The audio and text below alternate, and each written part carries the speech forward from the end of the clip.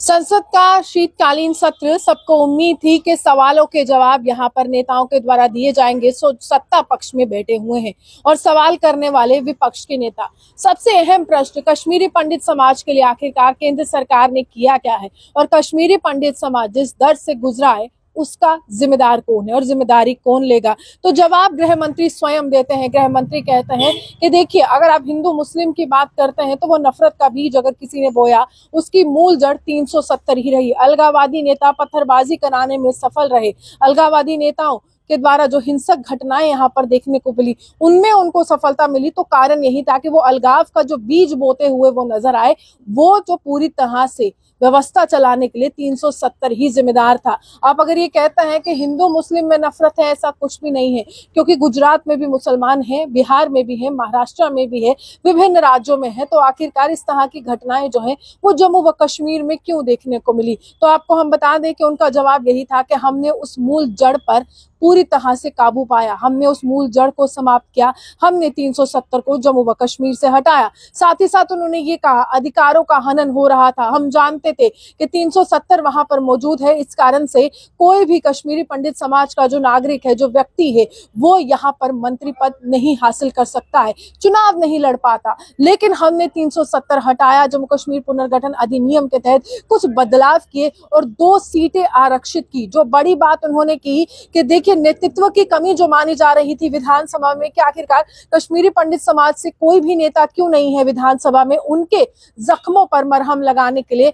उनके तमाम दर्द की चर्चा करने के लिए, तो हमने वो समझा और हमने 2 सीटें आरक्षित की और जिसको नामांकित जो है स्वयं राज्यपाल करेंगे या उपराज्यपाल करेंगे। तो इस तरह से व्यवस्था चलाने की बात गृह मंत्री लगातार कर रहे हैं। उसके बाद उन्होंने कहा, अगर आप कश्मीरी पंडित समाज से ताल्लुक रखते हैं और आपको लगता है कि आपके अधिकार आपको मिल नहीं पाए हैं, यानी कि अभी तक मिल नहीं पाए हैं, आप किसी को लिखिए, चाहे आप राज्यपाल को लिखिए, उपराज्यपाल को लिखिए या स्वयं गृह मंत्री को लिखिए, गृह मंत्री कार्यालय में लिखिए। हर एक व्यक्ति जो है आपके सवाल का जवाब देगा। हर एक व्यक्ति कोशिश करता रहेगा कि आपको आपके अधिकार जो है वो मिलते रहें। आपको ये भी बता दें कि केंद्र सरकार लगातार ये कहती रही है कि कश्मीरी पंडित समाज के ऊपर हम राजनीति नहीं कर रहे हैं। हम जानते हैं ये भावनाओं से जुड़ा हुआ मुद्दा है। पलायन करने को मजबूर किया गया था कश्मीरी पंडित समाज को और वो दर्द, वो जख्म आज भी हरे हैं और आज भी जो आम कश्मीरी पंडित है वो घाटी में वापसी चाहता है। वो एक सुरक्षित माहौल चाहता है। वो चाहता है कि सुरक्षा का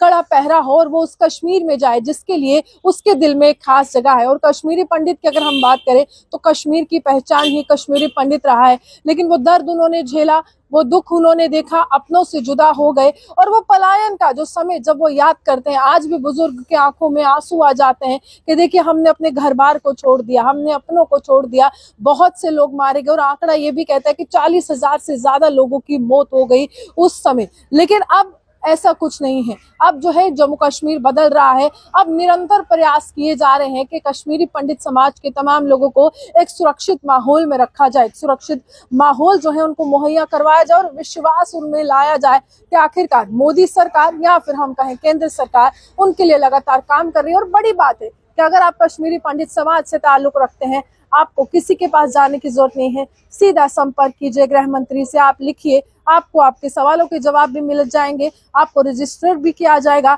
और आपको तमाम अधिकार दिए जाएंगे। आप ये हमारे साथ बने रहे, देखते हुए जम्मू सुहान।